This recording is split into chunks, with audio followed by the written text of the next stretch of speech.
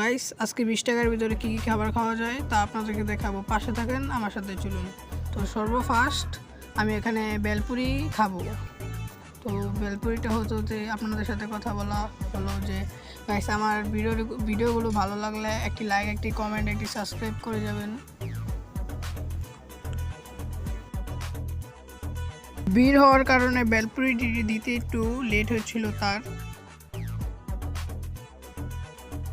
তো এখানে আবার আমার একটি ফ্রেন্ড ফাইজলামি শুরু করে দিল। তো এখানে আমাদের বেলপুরিটা তৈরি হয়ে গেছে। আমরা এখন বেলপুরিটা খেয়ে প্রথম খাবারটা কমপ্লিট করব। তো খাবারটা খাওয়ার পর আমার কাছে থাকে আর মাত্র 10 টাকা। তো 10 টাকায় কী কী খাই আপনারা দেখেন।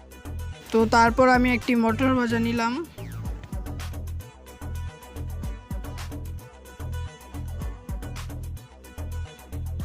মটর ভাজা খেতে খেতে আমার মাথায় একটি বুদ্ধি আসলো। আমার কাছে থাকে আর 5 টাকা, আমি 5 টাকা দিয়ে কী খাবো তা আপনাদেরকে দেখানো হবে। তো 5 টাকা দিয়ে ফার্স্ট আমি একটি সেন্টার ফুড নিয়ে নিলাম। তারপর থাকে আমার কাছে আর 3 টাকা। তো সেন্টার ফুডটা কমপ্লিট করে নিই। তো সেন্টার ফুডটা কমপ্লিট করার পর আমার কাছে থাকে 1 টাকা দামের, আমার কাছে আর 3 টাকা থাকে। 3 টাকা দিয়ে একটি চকলেট খেয়ে মিনি ব্লগটা শেষ করা যাক।